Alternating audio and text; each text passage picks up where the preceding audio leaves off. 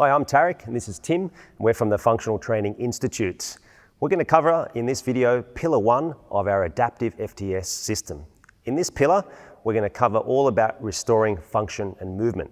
So our first thing we're going to do is look at joint rolling and the importance of mobilization. So I've got Tim here who's going to go through a whole sequence from the ground up, covering all of the key joints.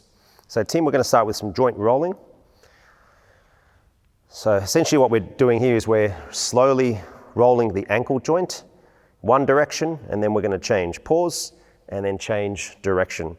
The thing is, it's all about being mindful when you're creating these circles, rather than simply just getting clients disengaged and just doing it for the sake of it. So really we're controlling it, slower base movements, not rushing. Okay, from here, we're going to work the right and then the left. So typically 5 to 8 times, always keeping consistent. One direction and then the other one. Perfect. Okay, from there we're going to work up the chain and into the knees. Okay, the knee joint, it's a hinge. So all we're going to do is sort of pulse, hold and back. Again, not trying to rush through this. Pulse and back. Once we've done 5 to 8, the key here as well is to keep the ankle flat, the whole foot flat as you move through it. So again, pushing.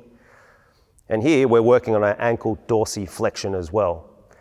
Once we've done that, Tim, just holding as he is there, we're going to create some hip circles. So the key is pushing out to the side and coming around, almost that posterior tilt, coming to the other side, and then a bit of anterior tilt on the way back. So again, really slowing this down to hit all of that tight hip capsule, or the hip socket, I should say. Okay, once we've done 5 in one way, we're going to do 5 the other. Once we've done our requisite 5 and 5, we're going to hold the hands up and we're going to disassociate. So the hips aren't going to rotate, it's going to rotate from the thoracic. Really slowly to one side, pinning the hips, and then the other one, slowly opening to the other side. You could be here as a coach, just initially guiding so they don't over-rotate. Okay, it's all about being the guide to their side here for now. From here we integrate. So thoracic and hips comes out, and we can reach at different angles. So we're getting some nice hip and thoracic rotation. So again, 5 and 5. So Tim's reaching. What we say is reach for that apple, okay? Every time, reach for that apple. Nice. Beautiful. Now from this position, we're going to start to work more of the scapula, okay? And from here, we're going to work on retraction, protraction, and eventually up.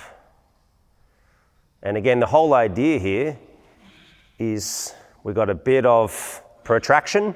Again, we're not trying to rush or compensate. Sometimes you'll see some compensations, Tim, okay?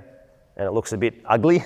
And of course, it masks potential tightness, okay? So it's not properly mobilizing. So again, we're going to go 5 to 8 here, back, roll around. Good. Now from this position, Tim, I'm just going to get you to face the side here and then bring the arms out.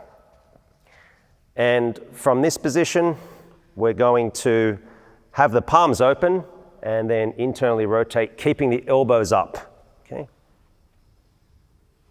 And then once he's static, he can actually roll and bring it back to this position.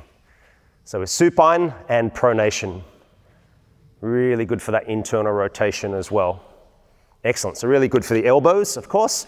From here, Tim's going to then come in and clasp the hands, and again, kind of keeping the forearms wedged together, and he's going to start to do some joint rolling in the wrists.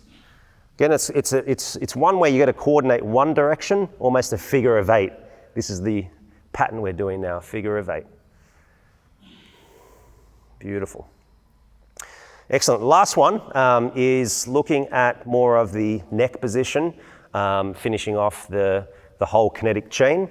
So here it's important. Oftentimes people may be too hitched and it's hard to rotate that neck and get some true rotation. So pin right down, and then slowly he's going to look over to one shoulder, however far you can go, and again to the opposite. Again, without any of those compensations. And again, other side. and getting a nice neural stretch as well. As you can pulse as he does that to one side, next one, pulse. Another hack we can do here is using the wall, changing the dynamics of the wrist. So pushing in, keeping level, making sure that that shoulder isn't popping up. And we can change the wrist position.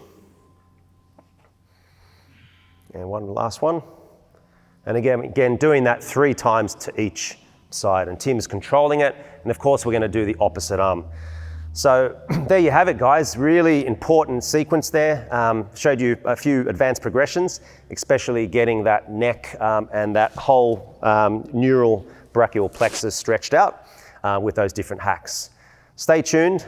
In our next video, we're going to work on some more activation work in our Pillar 1 series. Thanks for watching.